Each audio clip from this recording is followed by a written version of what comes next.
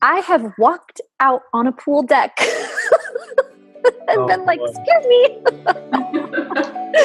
And it didn't go over very well, so I didn't do that again. No. I would love to have seen that. Excuse me. Welcome to Fit2B Radio. Slip on your minimal sneakers, notch your headphones into your ears, tuck your smartphone into your pocket, and take us along for a walk while we talk. Or just grab a cup of your favorite drink and get on the floor and stretch a bit while we bring you all things fitness, core, and diastases recti related. You guys ready? Yes. Yep. All right. Born ready. Born ready. I love that. I love your first one though, when you're like, I wish I could just say all those things. I know. That is so bad.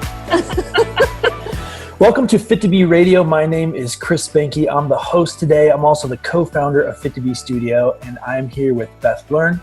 She's the CEO and founder of Fit2B Studio. And we've got with us a guest that I'm excited to talk about. Her name is Jessica Drummond. Jessica, thank you for spending some time with us. Really appreciate that. Before we get started, where are you located in the world?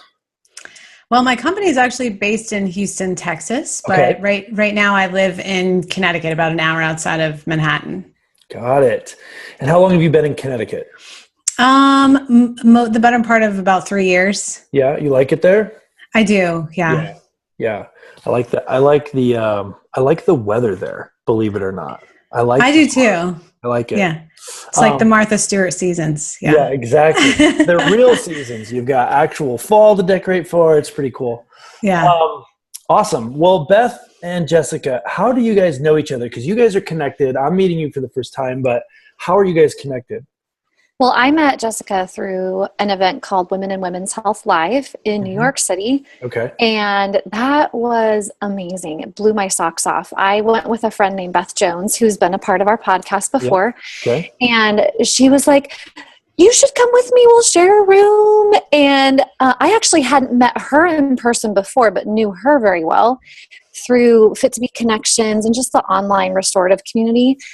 And I really didn't know what to expect going into it because I don't think of myself as a nutrition person. And it seemed like a lot of the event would be a lot about nutrition and integrative medicine and a lot of physical therapists there. And I thought I was probably going to be over my head, but it was perfect. I was over my head, but in a good way. But in a good way, yeah. I learned so much this weekend and instantly was thirsty for so much more and have gone on to take a couple of courses from these amazing ladies. They're awesome. So that's cool. That event was a couple of years ago, right? Right. It feels like just yesterday, though. I mean, I'm still like digesting that information. Just the other day, I was in my notes from that event. That's when you know it's good. That's when you know it's good, when you go back to your notes.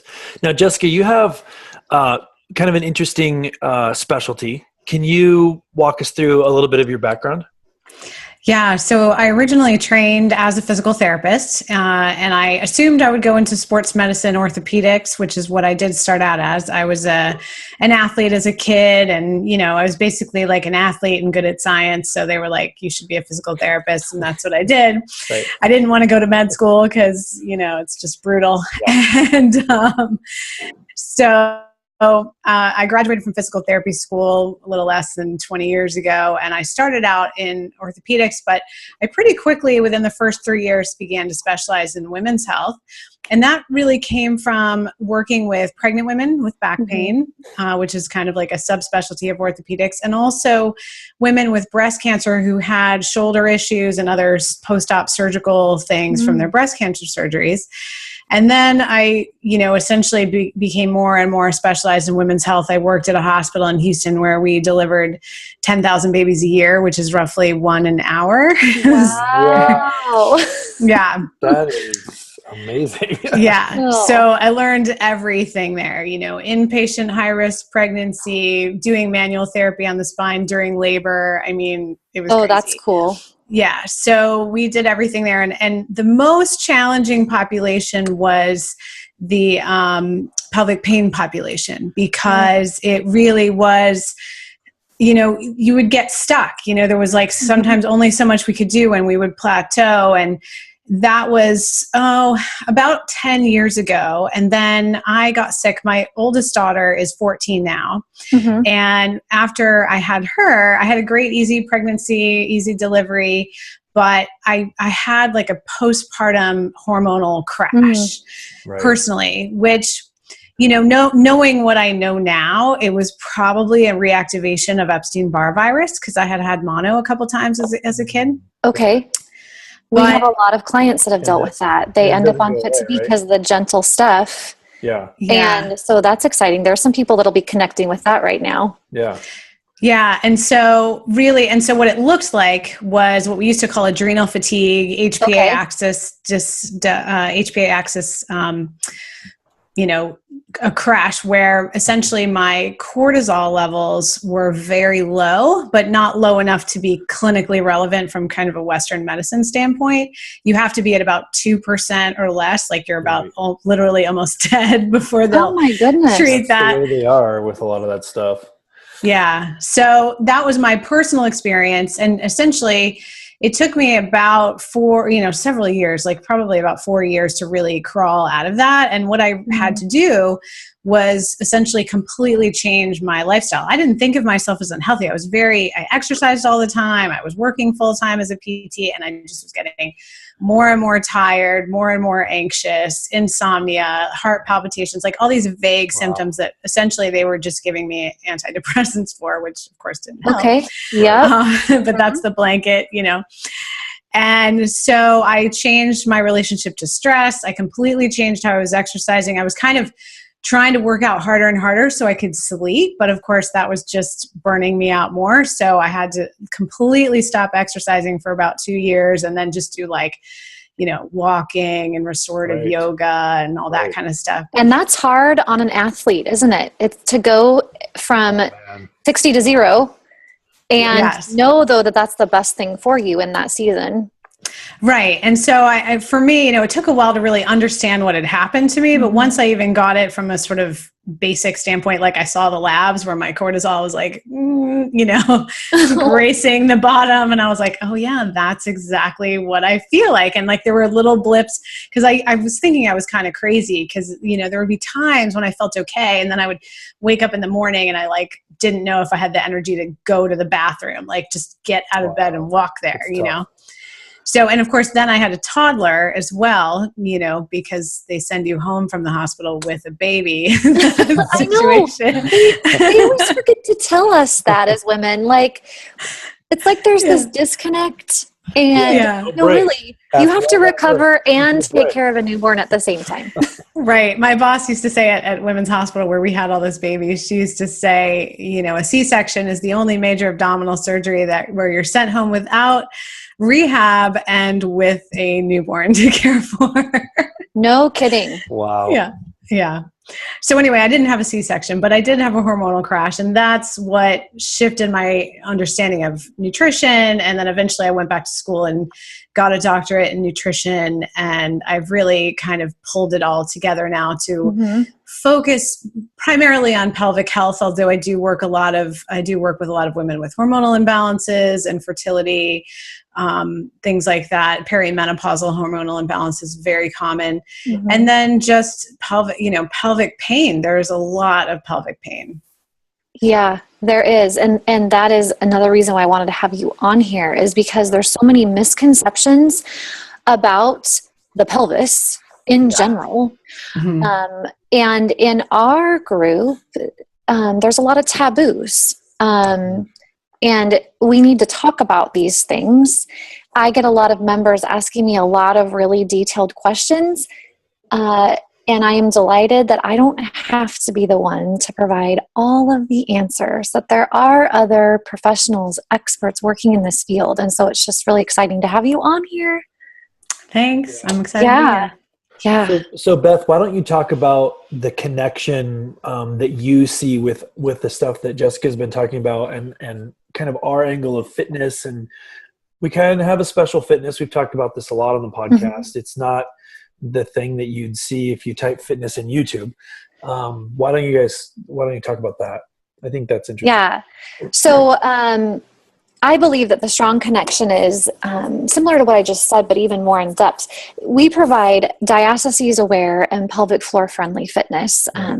We've worked really closely with a lot of physical therapists and occupational therapists and doctors and midwives who are on that leading edge of what is really working based on research, what's evidence-based, what do we need to be doing with motion to not scare people out of motion, to keep them moving, but offer them strategies to keep these motions safe, to offer a progression so that they can get back to doing what they love.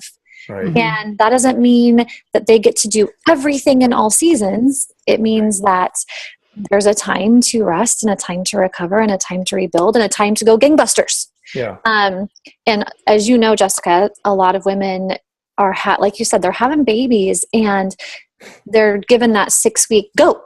And that's not ideal or healthy for anyone, really. And then women end up in pain and they end up crashing and they end up falling apart. And I think Jessica and I both get people once they're past that point. Usually. And what we want to do though is get them before. We want to get to them before that. So I hear this common theme that both of you guys are talking about, Jessica, even with your personal experience, and Beth, kind of what you're talking about, where a lot of times in modern medicine, there's a problem and then we stick a Band-Aid on the problem because there's a problem. So we see it, so we know it, so we stick a Band-Aid on it. And kind of Fit2B's approach, and it sounds like what I'm hearing from you, Jessica, your approach is more what would be called preventative medicine, right? Like before there's a problem that requires some kind of severe surgery or a drug or whatever it is, let's look at the symptoms and try to identify where they're coming from, and let's attack it from that angle instead of the Advil ibuprofen angle, and I think that's pretty cool. What do you think about that? Am I hitting the nail on the head there? Yeah, well, I think, usually I don't really see people until they have an issue, but we can still address things prior to it becoming surgical or even peri-surgical, like, for example, in endometriosis, if you have laparoscopically diagnosed endometriosis, which is the only way you can diagnose that, unfortunately, having skilled excision surgery is a really appropriate thing to do. So if your pelvic pain is related to endometriosis, which is one of the most common issues, then it is essentially, it's optional. You don't have to have the surgery, but often it helps with pain and it very often can preserve fertility. So, but all around that, you can optimize surgical outcomes by and same thing with if we're talking about C-section or even just plain labor and delivery, if we optimize the tissues with nutrition, so we're talking about collagen support and micronutrients, making sure we have plenty of vitamin C and vitamin E, and vitamin D is huge in pain. So preparing the tissues to recover, and that even helps with preparing the tissues to have this kind of exercise. Postpartum, you can have a diastasis, let's say a mild hernia, something like that. And instead of having a mesh abdominal surgery, you can do all of the exercises that you guys talk about to restore the core, to rebuild the platform of the pelvic floor, or the hammock, the pelvic floor, the diaphragm, interacting all of this together. So you've got that core stability container. But it's easier to do that if you don't have SIBO, which is like a problem that causes bloating, or you don't have a gut microbiome issue, and you have plenty of nutrients and rest and support to be able to actually rebuild those tissues. It makes the exercise more effective. Right. And that's why I think it's so great to have professionals that you've trained, because that's also what you do. You don't just work in a clinic, but you're also training people like me to be able to give more to our clients when it comes to all the things you just mentioned: nutrition, advocating for rest, looking at the gut microbiome, because that stuff plays a role in diastases and all of the things, really, because the gut is not just one part. It's affected by everything. Right. So Yeah. Beth, you mentioned the e-courses. So Jessica, I know that you've developed a lot of educational materials. Mm-hmm. And Beth, you're taking one right now, right? I am taking the third age course through Burrell Education. Burrell. I never say it just right. I think it's Burrell. Yeah, Burrell. Education. That I say is- it wrong all the time too. It's the American accent. Yeah, exactly. Oh, I love her accents. Yeah.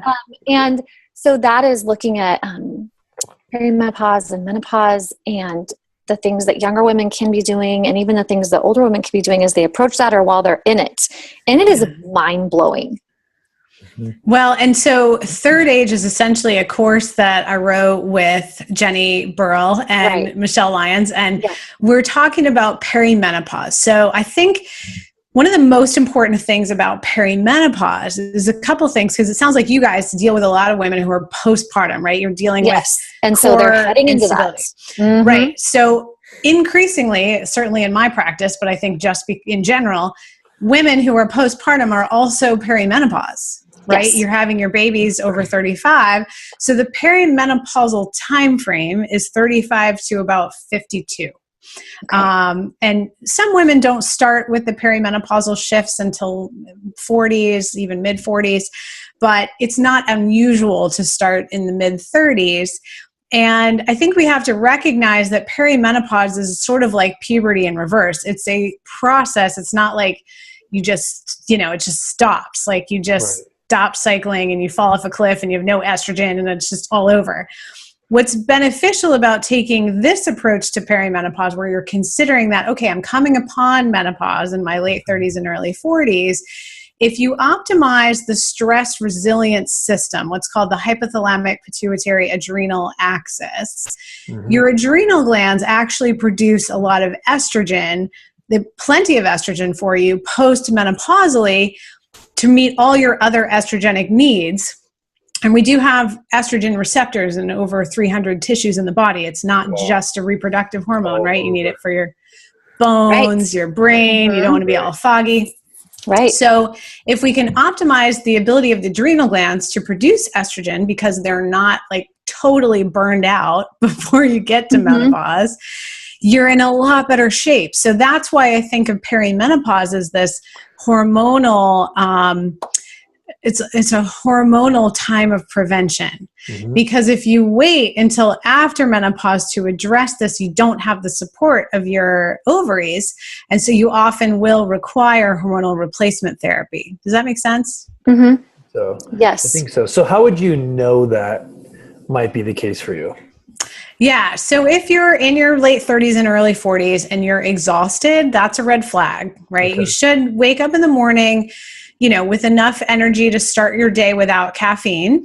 That's important. You also should not need wine or something like that to wind you down at night, because otherwise it's if you're on what I call the coffee wine diet, where you like need coffee to get up and wine to go to sleep, your cortisol is probably flipped. You're probably because the cortisol actually has a circadian rhythm. It has a daylight rhythm, and it might be upside down if you're on the coffee wine diet. I remember you covering that. That's really important. Yeah. So that's key. That's a red flag. But also just fatigue in general is a big issue, and it's not normal to be like 100% full of energy all the time. Like people always say to me, well, I'm a little more, I have a little dip at 2:00 sometimes, and some days I'm tired, and that's perfectly fine. We're not machines. If you need to like take a breather, walk away from your computer, get a glass of water, walk around the block, and then you're fine, then it's okay. But if you're just dragging through your life, this is a red flag. If you're on the coffee wine diet, this is a red flag. If you're having like vaginal dryness, if your estrogen is low in general, so your vaginal dryness, joints are all creaky, if you're feeling really dried out, this is a red flag. If you experience anxiety, that's also a key red flag. Sometimes when cortisol levels are out of balance, that can cause panic attacks. just a constant kind of worry state. If you're waking up generally like almost every night between 3 and 4 in the morning or 2 and 4 in the morning and you can't go back to sleep, you kind of have that worrying mind at that time. Yeah. It's probably because your blood sugar crashed at night and it woke you up. And then if you can't just fall right back to sleep, some people have a habit after they're breastfeeding, right. They just get up in the middle of the night because you've sort of given yourself a bad habit.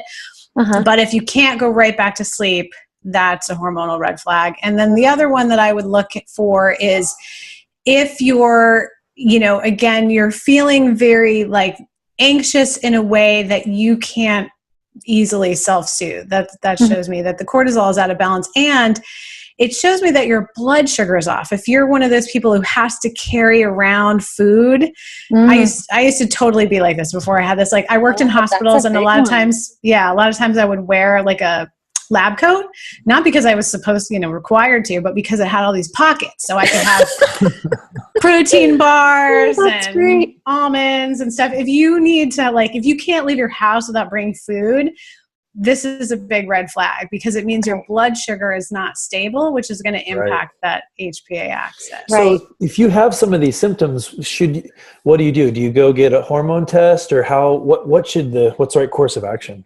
Well, and before you answer that, I just have to interject that this is like so many other things women are told are normal. Oh, you're that age, those things are normal. And so we literally have been brainwashed to think that those are that's just the way it is. Not red flags, and that's just part of getting older and having kids, and you're just going to have babies and fall apart, which again, I'd like to take a moment to say that's a bad design, whether you believe in evolution or creation. Having babies and falling apart is not sustainable. You're not going to promote the species that way. It shouldn't be that way. So, but they are red flags, especially when you're seeing more than one of them at a time. But then back to Chris's question, what do you do? Yeah, so what do you do? So you can have some hormonal testing done, but I suggest that you start by just setting a foundation.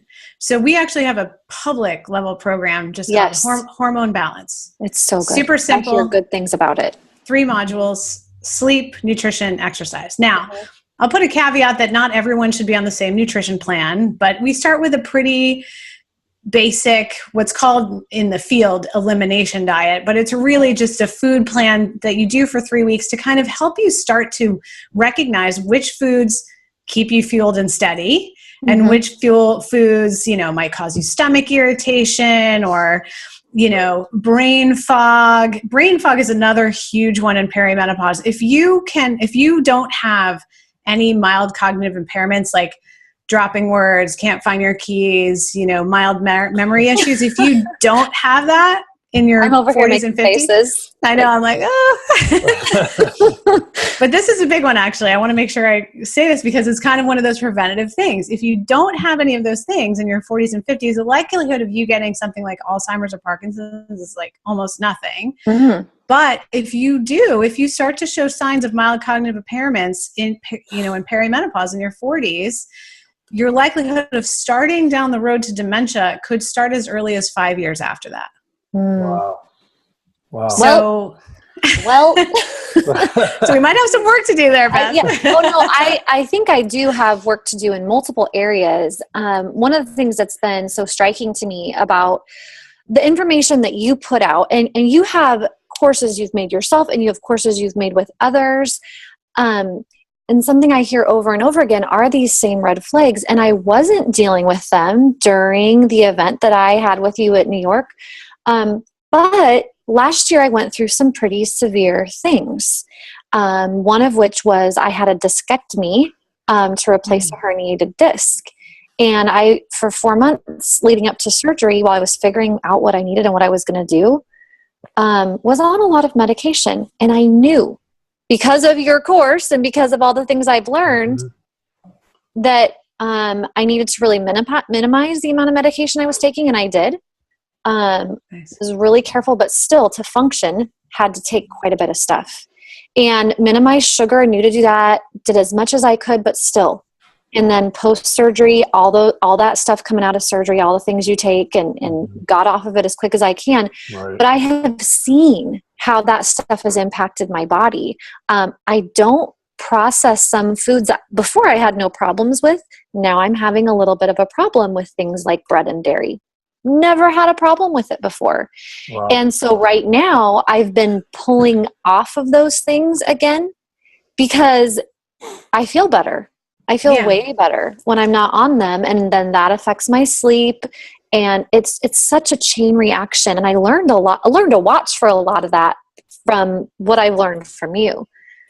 Yeah. So what I suggest you start with, really, if any of these things are kind of showing, if you're thinking, okay, that's me a little bit, that's me a little bit, we have a very simple 3-module program for anyone. You don't have to be a professional. And it also works for professionals, because I was teaching at a pelvic pain meeting a couple of years ago, like 250 doctors. And I was like, how many people here are on the coffee wine diet? And it was like everybody. So Yeah.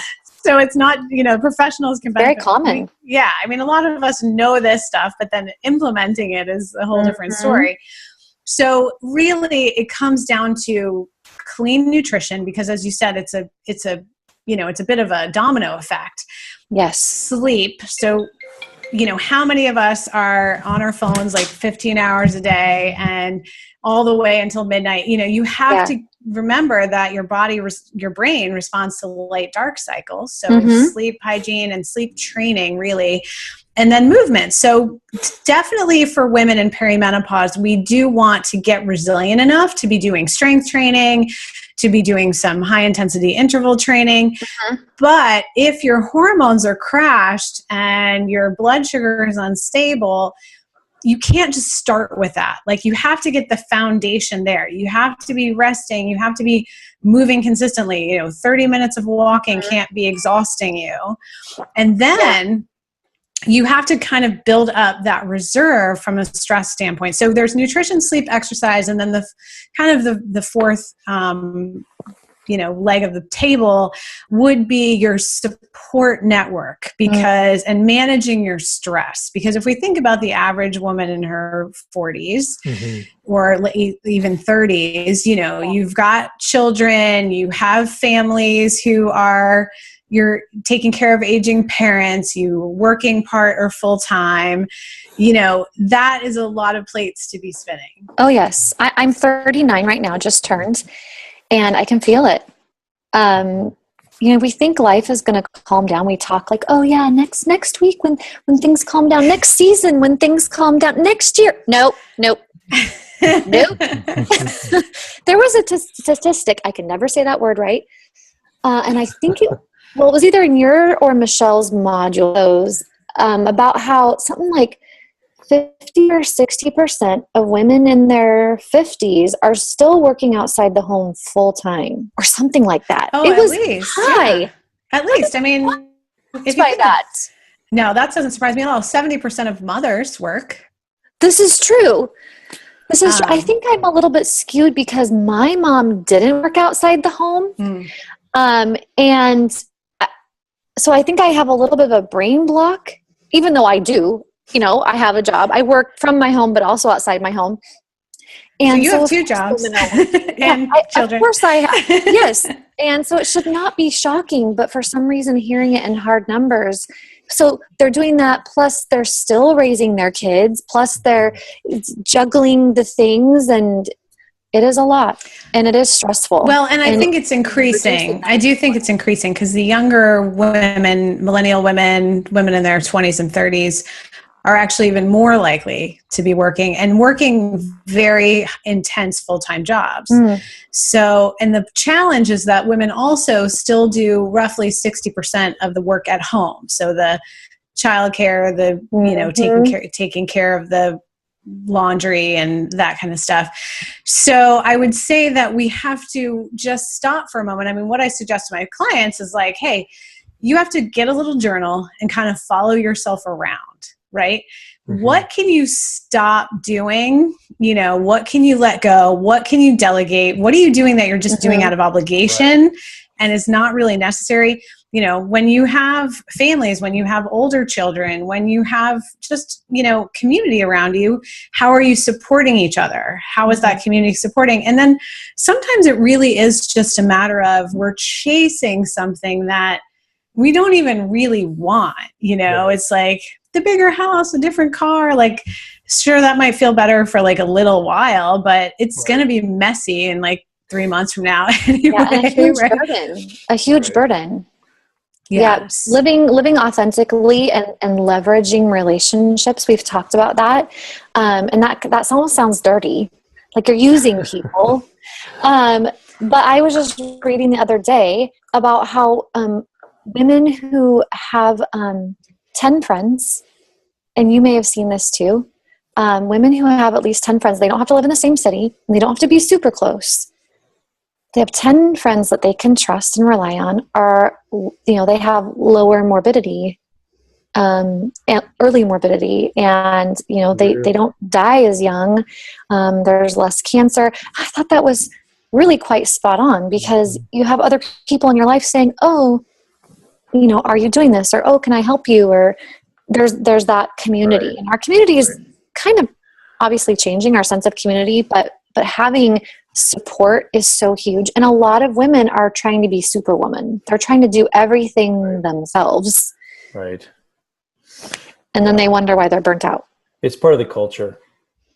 You just expect to do it. You just suck it up, right? And like Jessica said, 60% of all the household stuff still is up to us. Mm-hmm. So you add that to jobs and add that to raising kids, and it's a lot. Well, and I think this is actually the root core problem when it comes to hormonal imbalance and perimenopause. It's women doing too much that they feel obligated to, not that they're choosing to do necessarily, and never sort of stopping for a moment and deciding, like making a decision. If it's one thing, if you really want to be the CEO of your company, like I am 100% behind that, right? Mm-hmm. But then I always say, well, step back for a minute and just envision like 30 years ago, a man in that position.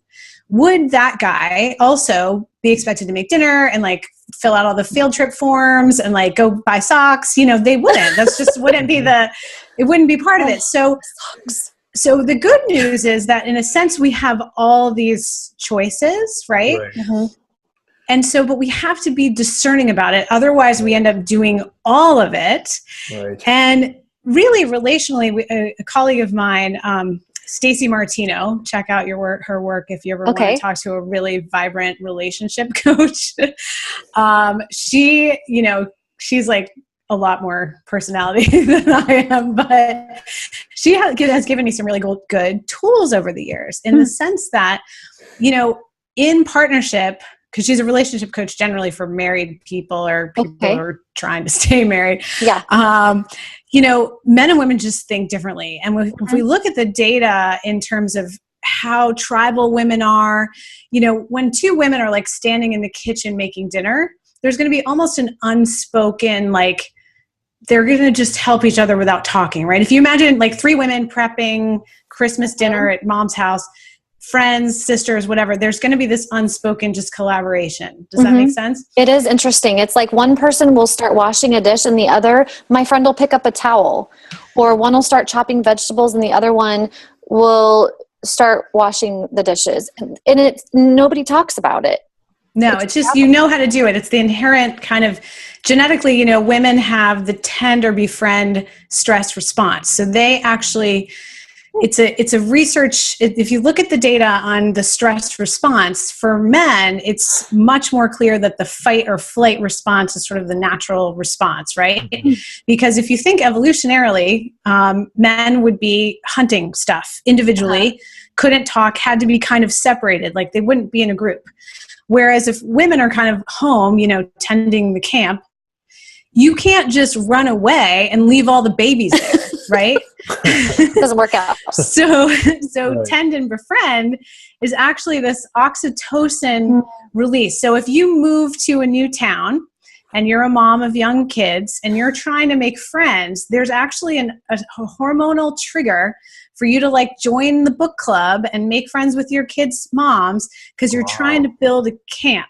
Right? And so, but if that book club does not accept you, that's actually a big risk to your health because it triggers a stress response because it's like you've been kicked out of the safety of the camp. Does that make sense? Yes, it really does. That is resonating. Wow. Right. And so like now you're all, okay, so 3 women in the kitchen are just cooking dinner. They're going to clean. They're going to work in tandem without really talking. Right. Or they'll talk, but they don't have to ask like, hey, can you dry that dish? Like that's just going to happen. Right. But imagine 2 guys outside at a grill. If one of them's grilling, it's like almost offensive for the other one to help the person grill. Right. What do you say about that, Chris? Like, wouldn't it be kind of like, hey, get your hands off my chicken. Like they might ask for help, but you don't jump in there and start flipping burgers. That doesn't. No, see that does not happen. You can stand next to him, right? You can stand next to him and drink a beer and chat, but you can't do any of that work, or it's actually offensive. Yeah. So when a man walks into the kitchen to help you, unless you specifically say, okay, hey, can you load the dishwasher, and then don't criticize it, please. Just ask him to load the dishwasher. You have that. Otherwise, you wouldn't say anything because otherwise he's criticizing your ability to do the job. Does that make sense? That is excellent. That speaks to so many levels of so many different relationships, but also, like you said, this hormonal thing. Like we forget that we are hormonal creatures, and how when those are out of whack, it really throws everything out of whack. Yeah. So what you have to do then to kind of really get to the root of this, as women, we can certainly balance our blood sugar with food, and we can go to bed earlier, and we can stop eating, stop doing all this.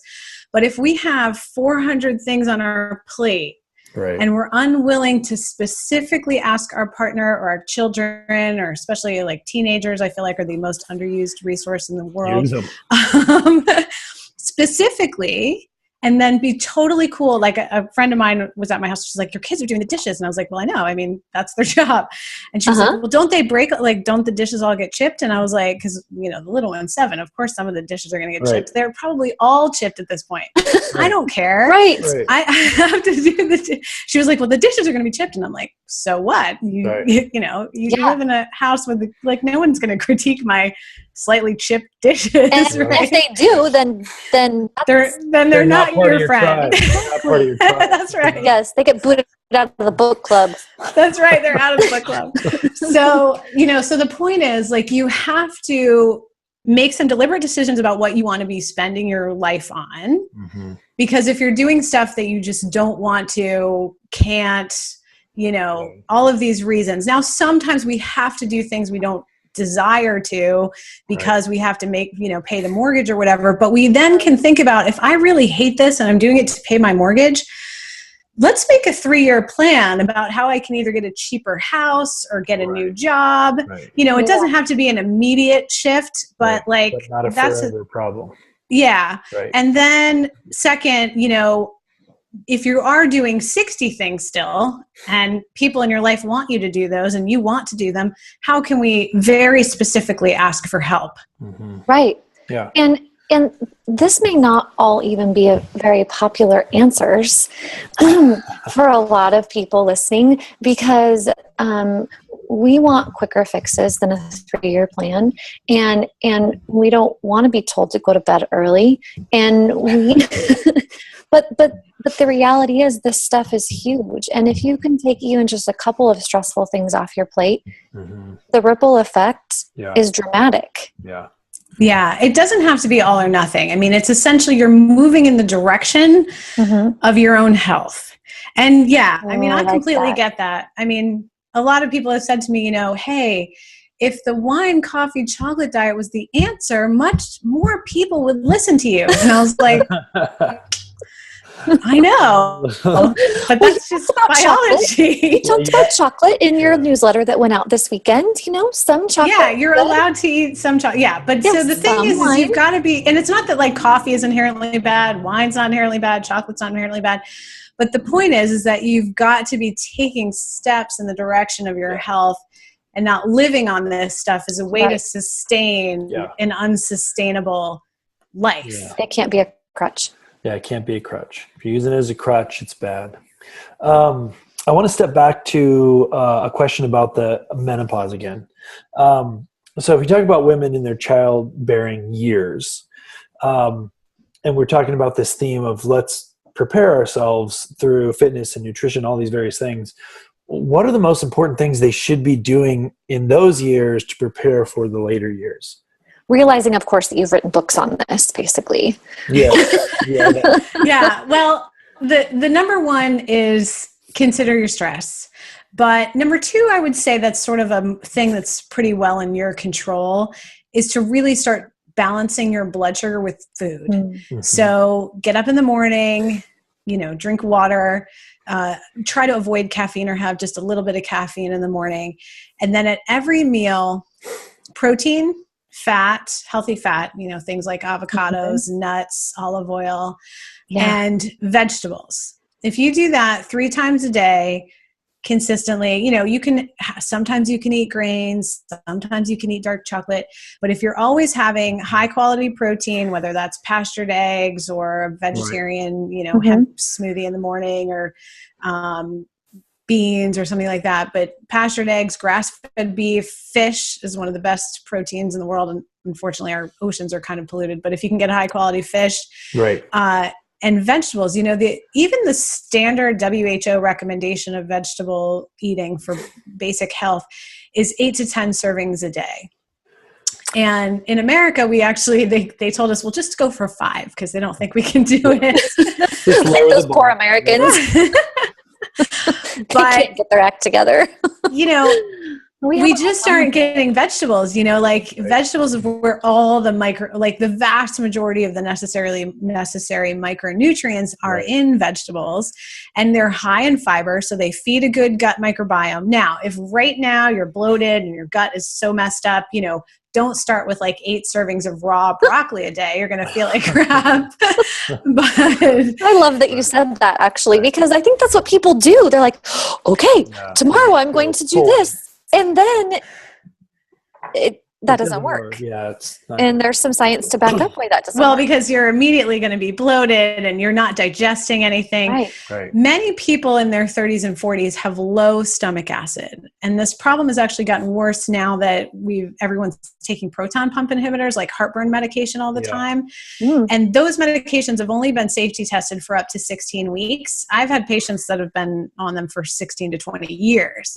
So we want to, if you have to start chewing your food, and if you can't, you don't have time, your gut's already messed up right now, start eating slow cooked vegetable soups with some homemade broth, blend it up a little bit, just start getting some nutrients into your body. If you can have soup, a little bit of fish or high quality protein each day, and water, I swear you're going to feel immediately better, literally by the end of the week, if you've been eating mostly a junk food diet. Yeah.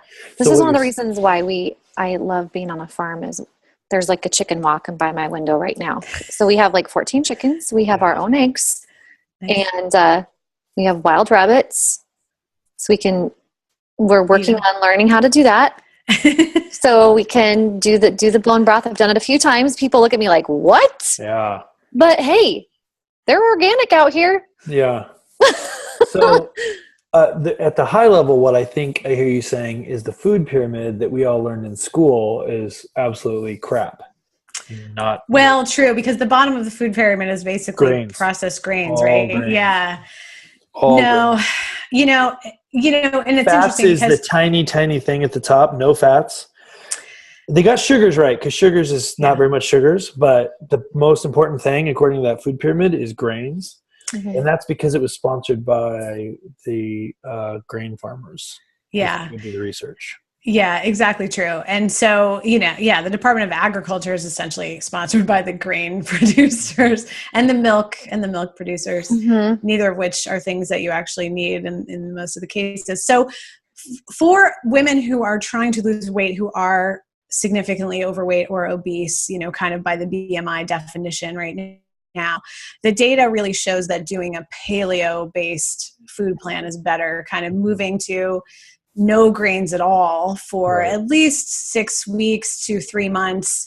And then for many women, that's not really sustainable, because it is hard on those cortisol levels if their stress buffering system is out of whack to have no grains whatsoever, but not it doesn't have to be every day. It certainly doesn't have to be every meal. And it's more like high quality whole grains, some brown rice, some quinoa, some millet, more as as kind of like 4 or 5 times a week as like mixed into like a green salad or something like that. Right. But you certainly do not have to live on grains. Start having pasta at every meal.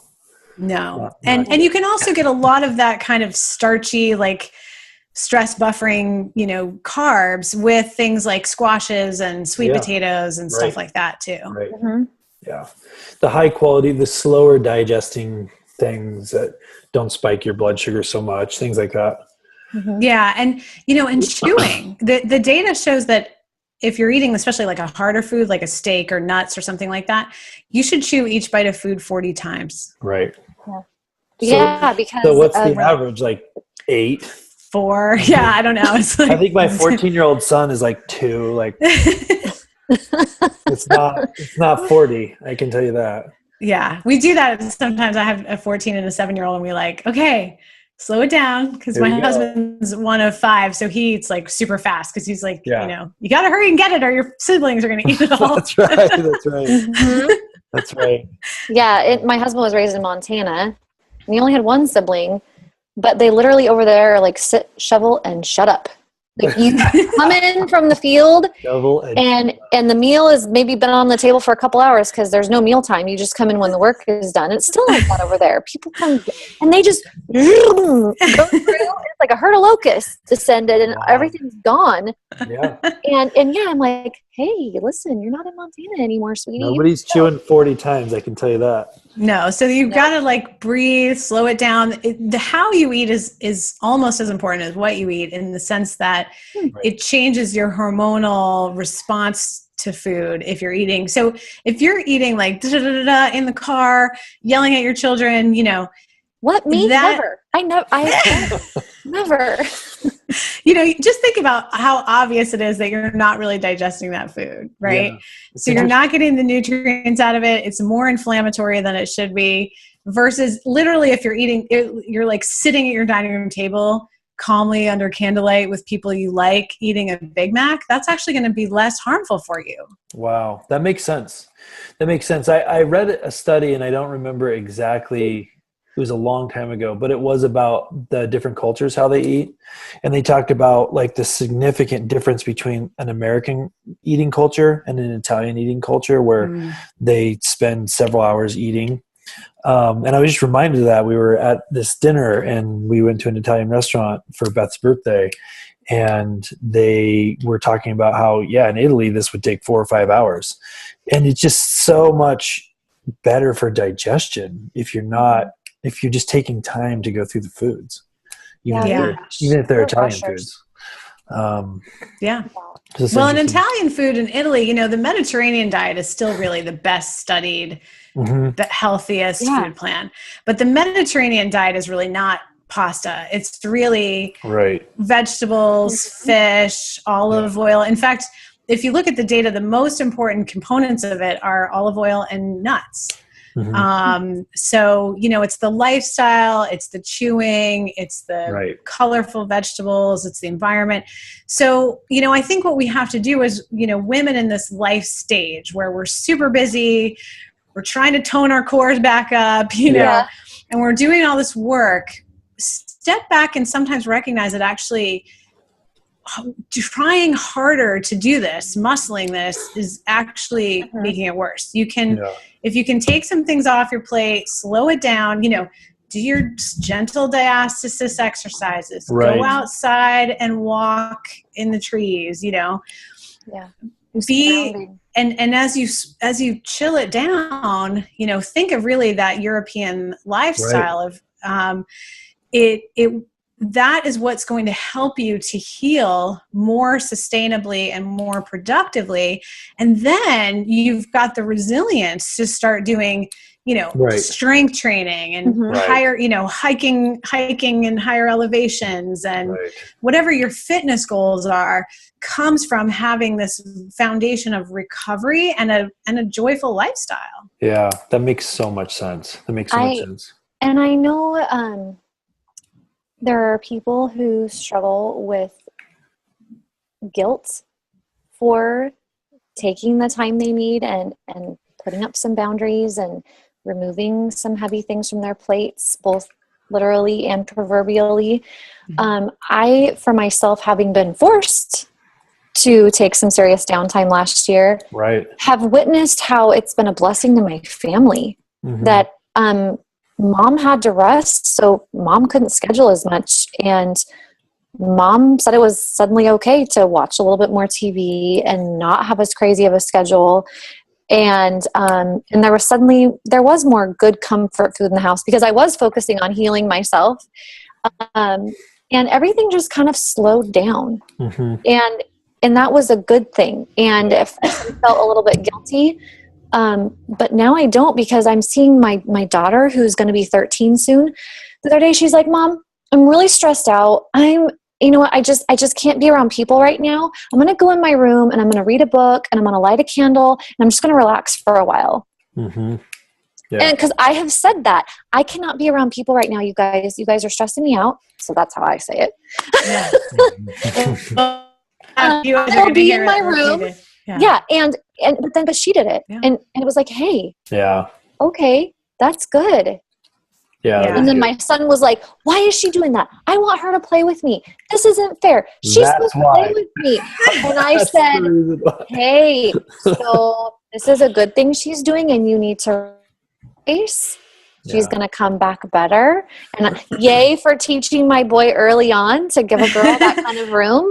Right, and he can go outside and play too. Yes, I know. So it's the reward is not just for us personally. When we give ourselves what we truly need, those ripples again. And I think that guilt, here's the thing. At the end of the day, if you don't do it, the crash comes. And you and I know that because we had our crashes early, relatively early. I was like 34. And the opportunity is to be healthier later rather than, then you get women who are like, boom, boom, boom, boom, boom. And like all of a sudden at 60, they have breast cancer, 50. And it's like, whoa, this came out of nowhere. No, it didn't. No, you've been building it up for a long time. That reminds me. I really, really would love to hear you speak to this topic of when it comes to high intensity fitness and women who are like, this isn't affecting me. I'm not having any prolapse problems. I'm not having any pelvic floor problems. And they're pushing and pushing and pushing. And then they hit menopause. And then due to hormonal changes, something happens, right? That can be, yeah. So I'm all for women doing whatever power and intensity and stuff that they can do. But before, I would definitely suggest that they see a pelvic floor PT and just see, because a lot of times you have like a grade 1 prolapse that you don't know about, or, even or they're just having a little leaking. Like I get my pelvic floor is fine. I'm just leaking a little. And I'm like, Right. So if you have symptoms and any leaking is abnormal, any pain with sex is abnormal, any constipation is abnormal, some of those things are red flags for pelvic floor muscular issues. Right. And if you have a little prolapse or, I have even 7 years later, because I haven't done the work to close it, a 1 finger kind of deep diastasis or a minor umbilical hernia, all of that kind of stuff, you can be like, well, it's fine. And you can power through that. You're probably not going to injure yourself. You may or may not make your prolapse worse. If it's grade 1, it might go to a grade 2. Right. But that's rough, because eventually, that can cause you to have some problems, because what happens is at menopause, so as I said, the adrenals are left to secrete all the estrogen you need for when you're not trying to reproduce, right? When you're not trying to have babies. Which should be plenty. In certain cultures, they don't even have a word for menopause. Like, you should have plenty of estrogen to not have hot flashes and stuff like that. But most of the time, American and any Western high intensity women don't, because we've burned ourselves out a bit. Right. And what also comes from that, so I don't know, you can't really see this, but I'll see if I can show you briefly. So I've got this the hormonal biochemistry sort of on my wall over there, because you refer to it so often. So I love that. Estrogen and testosterone convert back and forth to each other. through some enzymatic. There's some enzymes which help convert back and forth. Interesting. Your testosterone can also drop postmenopausally as well, and so the pelvic floor musculature is full of testosterone receptors.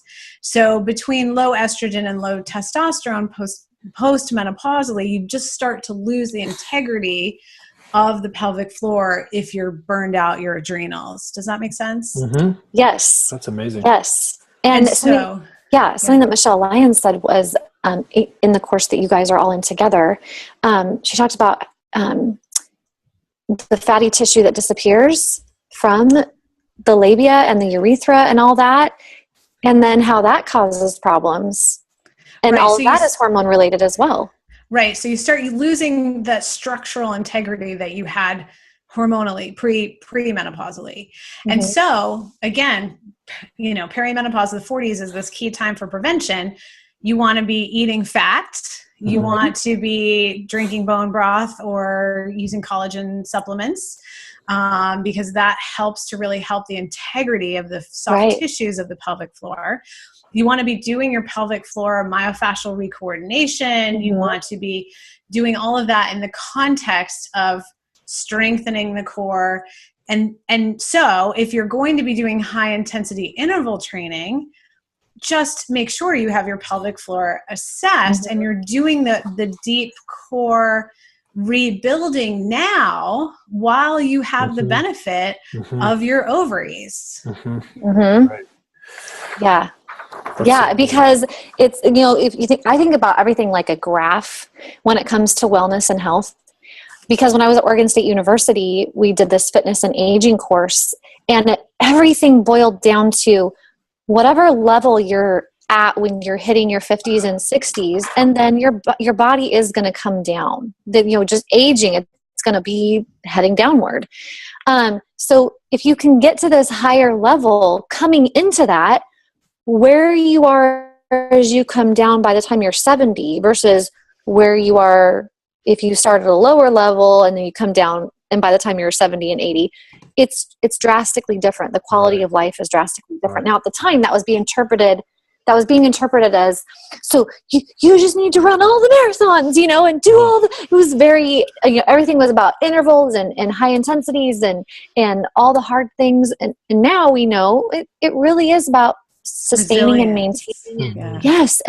And it's a different conversation, yet the same one, because we're trying to improve quality of life coming into those quote unquote golden years. So that we're not falling apart by then. Okay. So that ties in perfectly with this question. Last question. Okay. So this one, Beth sent me, I absolutely love it. So if you only had 2 minutes with a 35-year-old woman, what advice would you give her about nutrition and about her fitness? You only got 2 minutes. So I know you've written all these things. So, hey, boil it down for us. Right. So 35, I'm assuming you've had your kids or you are, going to. So have your core assessed by a pelvic specialist, physical therapist. See if you have diastasis, see if you have a grade 1 prolapse. If you're leaking a little, let's take care of that, right? Then do the work to rebuild. It's sort of like if you had that C-section, or if you had a major surgery to your abdominals, even if you didn't have a C-section, even if you had a normal vaginal healthy birth, recover that stability, because it's the center of your ability to really gain, lift heavy and hike higher and all that stuff. So regain that core stability, nourish your tissues so that they have the ability to do that. The ways you do that: eat lots of vegetables, chew your food, eat high quality protein at least 2 to 3 times a day, and high quality healthy fats, same thing, 2 to 3 times per day. Plenty of water and minerals. Right. Filter your water, because we are exposed to tons of junk. Yeah. Don't wear, a lot of chemicals on your face and on your hair and stuff too, if you can avoid that. Yeah. So, and then take that journal. Take a look at your life right now. You have 15 years until menopause. How do you want to live that so that, it's improving versus by the time you're 50, you're just flat out burned out. Right. Oh, I love that. Right. How are you improving? Yeah. Improving. Wait, now you mentioned makeup. I got to ask you, because I am very much of the same mind. Like, it's not just about what we put in our mouths, it's what we put in our bodies. Our skin is a huge organ. It's our largest detoxing organ. What kind of makeup do you wear? What's your favorite brand? Most of the time I don't wear makeup at all, but when I'm on me too. a podcast or a TV or something, I do. I like 2 skincare brands. I like Anne Marie Gianni, and I like the Spa Doctor. My friend Trevor Cates makes a really great line of skincare. And then the only makeup I really wear is Vapor Organics, which you can get. It's a UK brand, but you can get it in the US.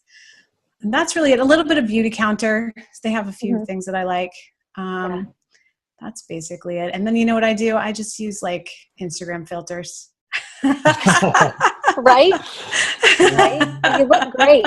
You look great. I'm like, things are running out, and I was putting on a little bit of makeup for this today, and I was thinking, I really hope I get a chance to ask her that, because I'm so curious. When I was at the event in New York with you, you guys handed out a couple of samples, and they were amazing. Yeah, I think that was Anne Marie Gianni at the time. That's a great company. They don't, them and the Spa Doctor, I don't know if they really do cosmetics, but the skincare is great. Yeah, so that's pretty much all I do. And that's what I have my 14-year-old daughter do. You know, and I'm 44. My skin's holding up. I'm 44. You look fabulous. That's awesome. Great job. Water, drink water. And take fish oil, but not gross fish oil, like high quality. I can see such a difference in my skin when I have not had enough to drink. It is striking.